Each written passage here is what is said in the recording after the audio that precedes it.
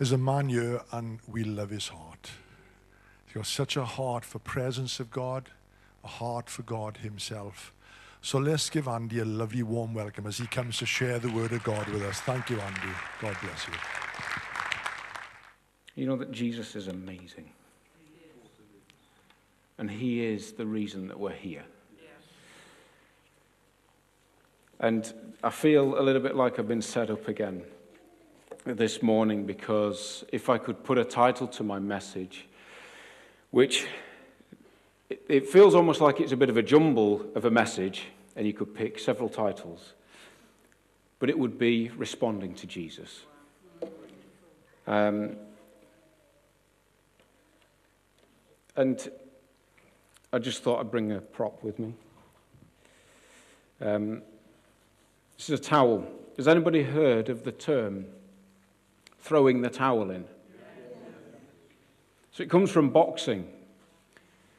And if the boxers were on their last legs but they would not give up, which is like a lot of blokes really, you know, it's like, just quit, will you? Anyway, then the coach could throw in the towel and say, he's done. I've seen this. He can't do any more. That's it. We surrender the match. Which I'm sure has caused loads of arguments between coaches and boxers. But God has really shown me that here there are people this morning that are ready for throwing the towel in. And I've been there. And you know, some of you may well be just getting into position to throw your towel in. Others may well be nearly letting go. But by the end of today, we're going to leave our towels here. And we're going to fulfill and pick up the call of God on our lives. So I sense that for some in the room, you wanted to throw the towel in on your job. For some it was a hobby. For some it was your marriage. And for some it was the call of God. For some it was families and friendships. There are many different reasons why one would come to a point where they want to throw the towel in. But what I'm asking you to do this morning is first of all be honest before God. Say, God, I'm ready for quitting. But you. And you may need to nudge the person next to you, your close friend, and say, look, I just need your help here. I'm ready for quitting. But that's why I didn't call the message Throwing the Towel In. Because that's not where we're going to stay. So I'd like to look at Peter and Jesus. So that's in Matthew 14.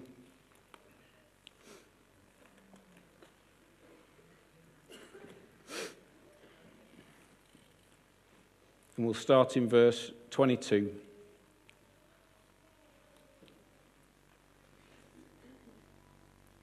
Is everybody there? Okay. So verse 22. Immediately Jesus made the disciples get into the boat and go on ahead of him to the other side while he dismissed the crowd. So this is just after the feeding of the 5,000. Okay. After he had dismissed them, he went up on a mountainside by himself to pray. When evening came, he was there alone, but the boat was already a considerable distance from land, buffeted by the waves because the wind was against it. During the fourth watch of the night, which is around about 3 in the morning to 6, somewhere around there, Jesus went out to them, walking on the lake. When the disciples saw him walking on the lake, they were terrified. "It's a ghost," they said, and cried out in fear. I don't know what I would have thought. Probably the same. But Jesus immediately said to them, "Take courage. It is I. Don't be afraid." "Lord, if it's you," Peter replied, "tell me to come to you on the water." "Come," he said. Then Peter got down out of the boat, walked on the water, and came towards Jesus. But when he saw the wind, he was afraid and began to sink, and cried out, "Lord, save me." Immediately Jesus reached out his hand and caught him. "You of little faith," he said, "why did you doubt?" And when they climbed into the boat, the wind died down. Then those who were in the boat worshipped him, saying, "Truly you are the Son of God." See, interestingly, Jesus was walking by the boat, and I'm not sure whether he would have stopped had Peter not said, "Hey, is that you? Just stop right there. If it is you, tell me to come." It may well have just carried on walking. And God is looking for us to respond to him. He's out there. He's walking so close to us, but he's wanting us to recognize him and respond to him.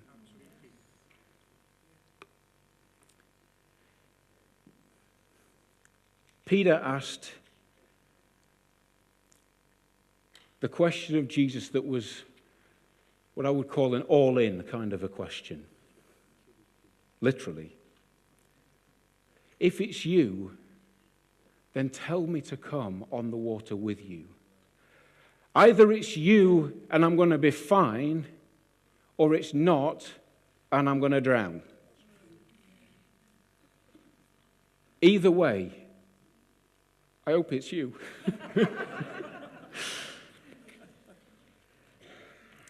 But Peter wasn't caught up in what he wasn't. He was caught up in everything Jesus was. Peter couldn't walk on water. He had not got that ability. But he trusted in the Jesus he knew that he did. And if he did, and he called him, then he'd be able to. I do wonder what it would have looked like in the boat. Because, I mean, they give you, when you're writing, you kind of put the points that are relevant and helpful to people. But I'm sure there was do you know what, it's him again. Pete, just quit it. The storm is raging. We need an extra oar. It's just a ghost. Just come on, we need some help. But Peter was willing to lose it all to find out if it was Jesus. Jesus didn't call Peter out into the open water for him to sink. Jesus called Peter out to stand in the victory he was already living in.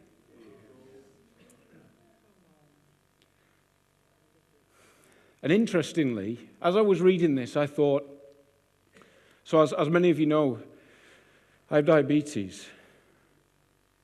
And I thought, I've never read a report that says diabetes has walked on water.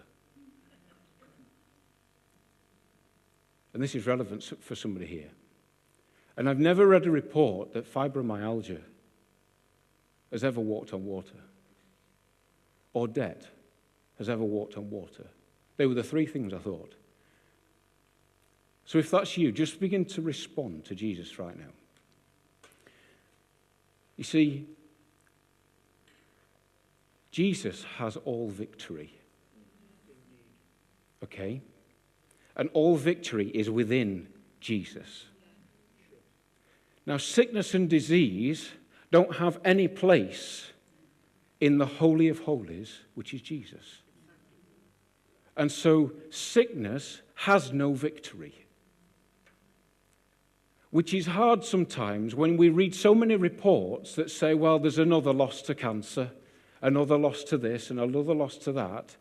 And we think that that's just another notch of, well, he's winning at the moment, but hopefully we'll get there soon. But what we have to realize is that the ultimate truth is that Jesus has the victory, nothing else.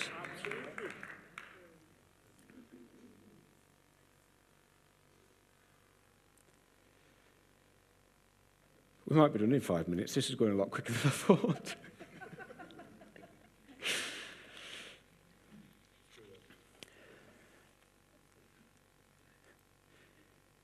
Do you know that Jesus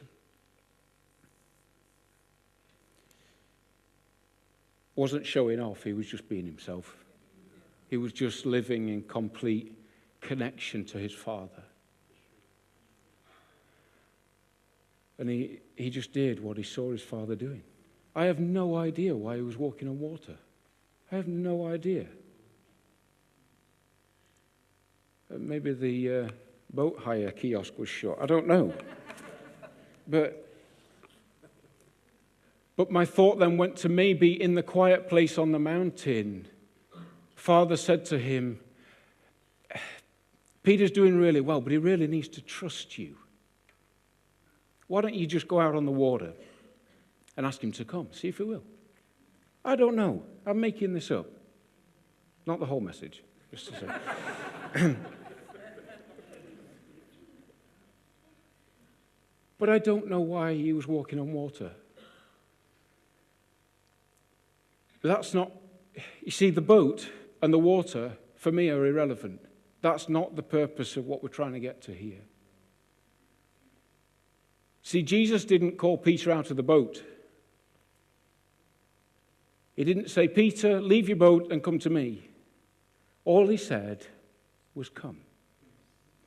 Now, in Peter responding to the call of God on his life in that moment, ultimately he left the boat. He left what he was already in to step into who Jesus was. And I feel that sometimes we live a life saying, God, if you're calling me out of something, then I'll do it. But what if he's just calling you into himself? And notice that Jesus and him got back in the boat. So they still rowed to the other side of the shore. They still did what was the original intention, going across the lake. But Peter had to decide, am I going to put my all in and step into Jesus or not? And I kind of, if he was anything like me,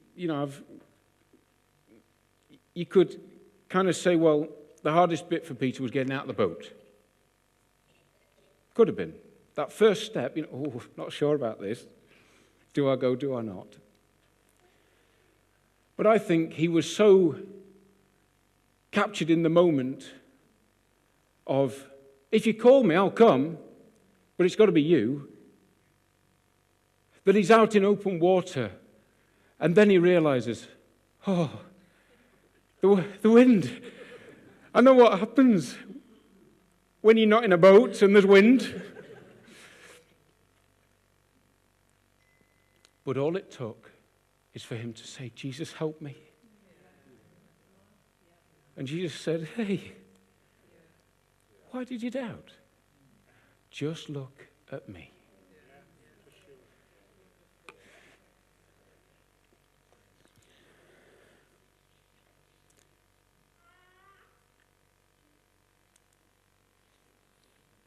See, in what God has called us to, and let me just make this clear, I'm not talking about called to be an apostle or a prophet or a preacher or a minister of the gospel or anything like that. I'm talking about there's a constant call of God on our lives. It's just called relationship. Now, the constant call looks something along these lines. Hey, will you just help that old lady who's struggling down that step to get across the road? Yeah, sure. That's the call of God. Because he's asking us in the moment to show that person kindness. So I'm not talking about a huge thing here. Now, that may be on your life, and I'm not discounting that. But I'm just talking about the everyday. Hey, your neighbor just needs a hand. Would you just nip round? They daren't ask anybody. But they've got a good relationship with you. Will you go round? Will you just help this family out at Christmas? Just those little things that I can guarantee that the majority of us in here do that every day without even thinking about it. But the call of God is the constant call.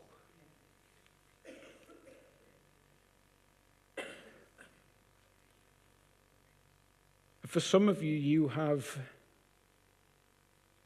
been called to huge things, to lead nations, to be fathers and mothers.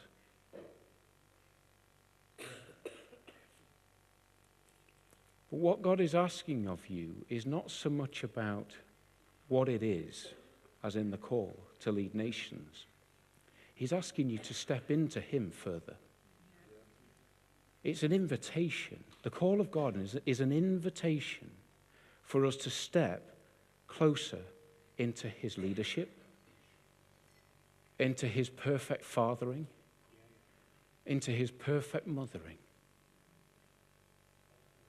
If He's called you to love, it's because He's wanting you to come deeper.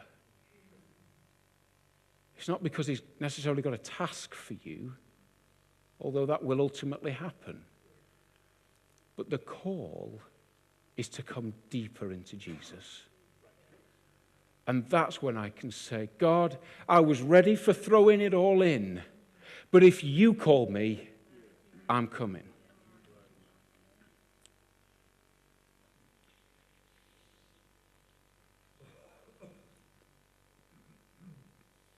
So let's just flick over to John 5.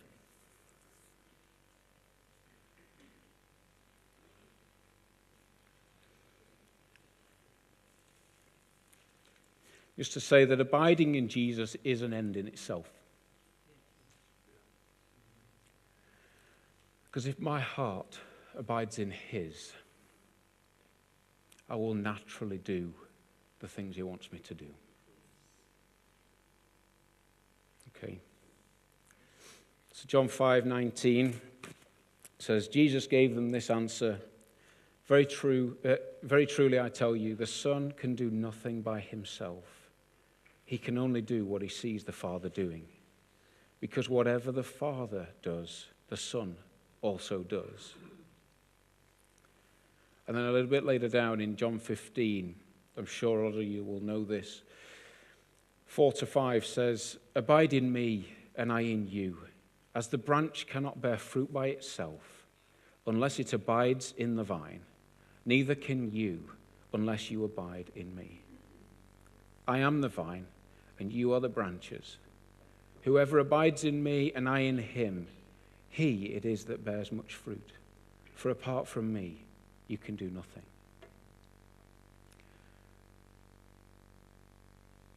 And it was the same for Jesus. Jesus could do nothing outside of what he saw his Father doing. And he's asking us to do the same. To live in him, in this abiding presence with him.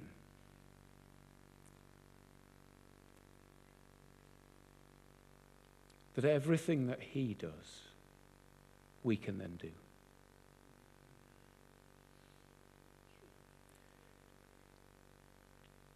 I hope that this is making sense.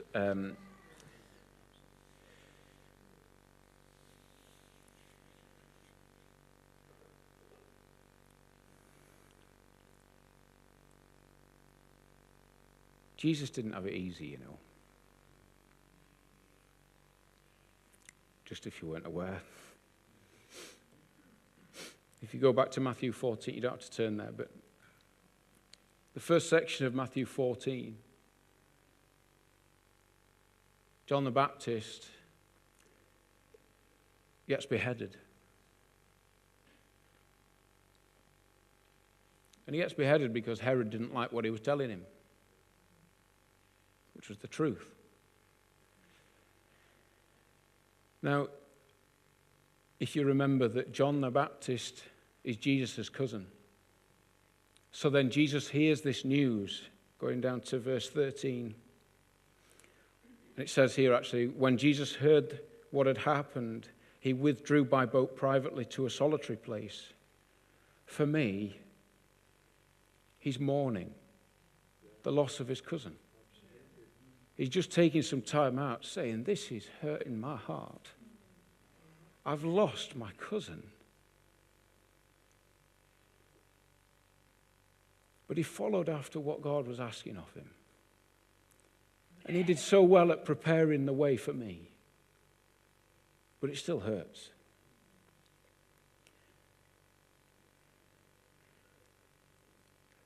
But that didn't stop Jesus from being compassionate just a little bit later on to a people that were desperate for healing. And in the midst of anguish in his own heart, he put that to one side and says, but not my will, Jesus, yours. He didn't actually say that then, but you get the rough picture. It's not about me. What have you called me to here? So he could have said, you know what? I'm throwing my towel in. I've had enough. Wasn't expecting John to get beheaded. I'm done. But then we wouldn't have had 5,000, which, if you work it out, it's roughly about 14 or 15,000 people, because it's only counted as men in here. So if you said roughly every man had a wife and they had a child, it's not going to be that, but you get the idea. So let's recall it the feeding of the 14,000. That's a nicer ring to it. We wouldn't have had that. And then after the whole experience of him walking on the water and then getting in the boat, he lands at the shore and compassion again, he just starts healing people.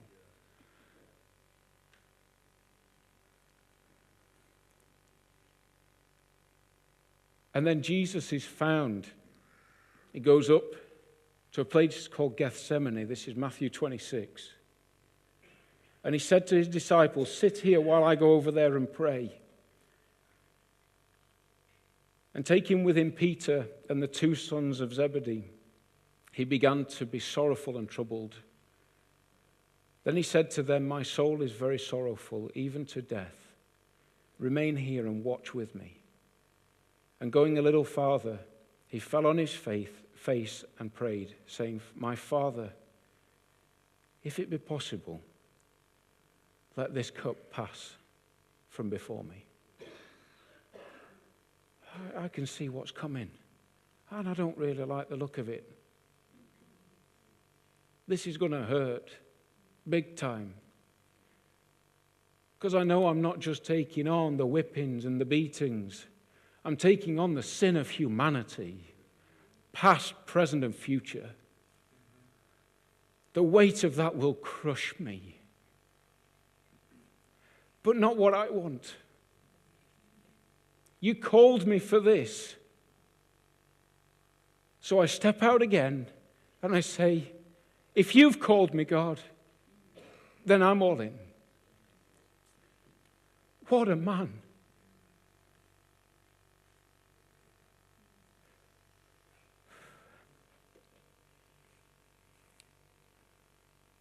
So really what I'm trying to say is I've got no problem with you wanting to chuck it all in. I've just got a problem if you do. Because there's a call of God on your lives, each and every one of you, that is far better than letting it go and sitting and staying in the boat.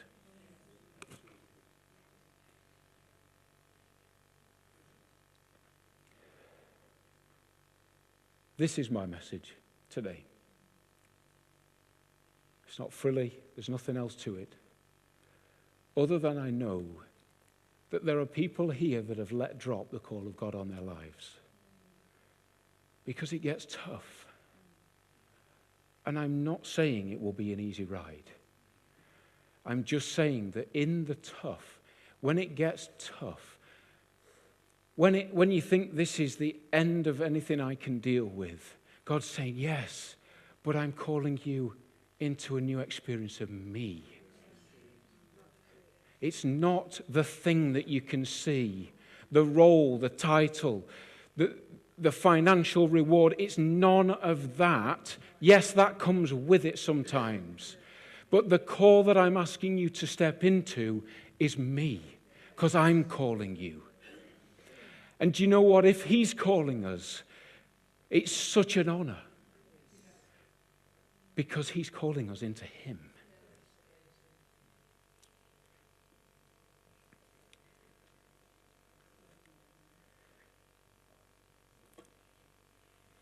Hebrews 12, 1-3 says, therefore, since we are surrounded by such a great cloud of witnesses, let us throw off everything that hinders and the sin that so easily entangles. It could even be the call of God. Let's just, whatever it looks like, just put it all over there and let us run with perseverance the race marked out for us, fixing our eyes on Jesus, the author and perfecter of our faith. For the joy set before him, he endured the cross, scorning its shame, and sat down at the right hand of the throne of God. Consider him who endured such opposition from sinners, so that you will not grow weary and lose heart. Now I'm asking you to put yourself back in the boat.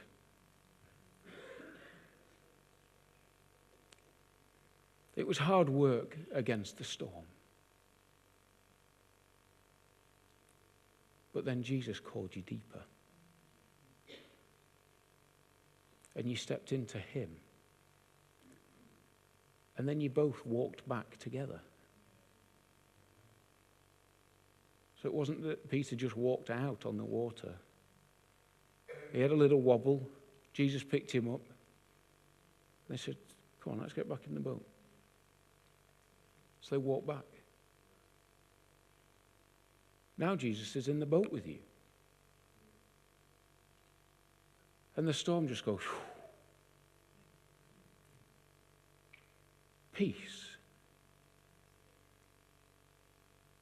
You just row over to the other side like nothing had ever happened almost.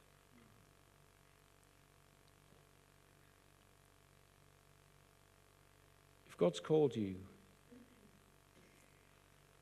to be a messenger of peace this morning, he's just asking you to step into him. Forget about the result of what it might entail. If he's asked you to be a parent and you have no idea what that looks like, all he's doing is asking you to step into him. And what I'd really like to do this morning is just play a song.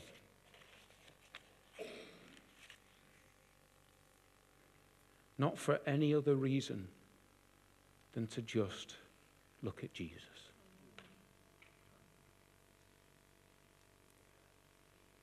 And I'm not really interested if you've taken anything of what I've said. I'm not interested in whether you've managed to take loads of notes. It really doesn't bother me. My only ambition this morning is to reveal Jesus to you. And for you to see who Jesus is in your life. Because without him, it's absolutely pointless. But with him, he is everlasting life. Everlasting fulfillment. So I'm not promising you an easy ride. I'm not even saying that's possible. But I am saying that Jesus is calling us.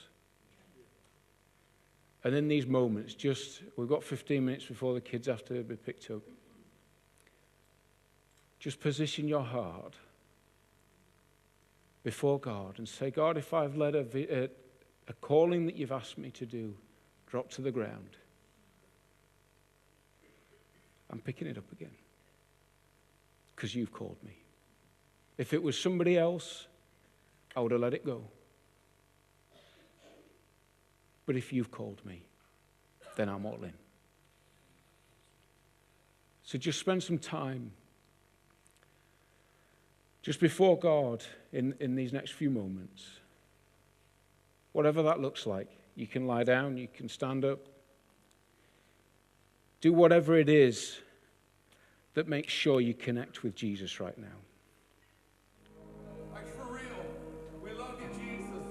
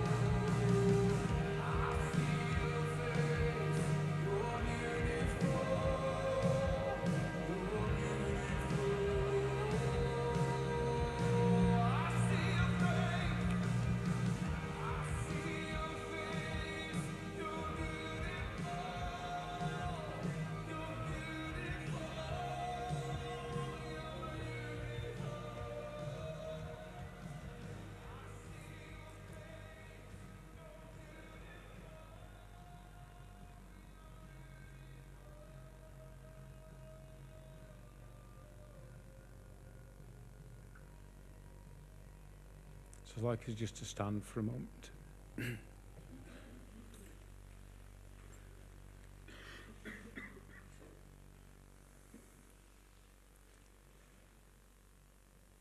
And if that's you this morning, you've walked in holding your towel. You've been ready to chuck it in the ring. Say, I've had enough.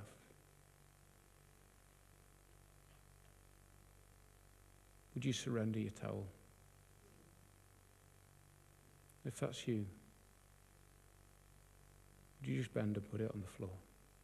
If you can, or just drop it if you can't bend.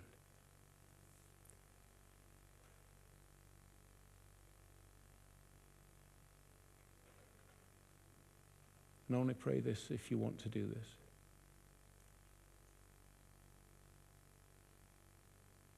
But if you're ready to respond to the call of God on your life again,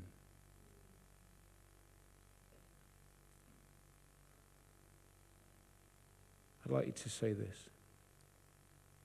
Jesus, if you're asking me, then I'm all in.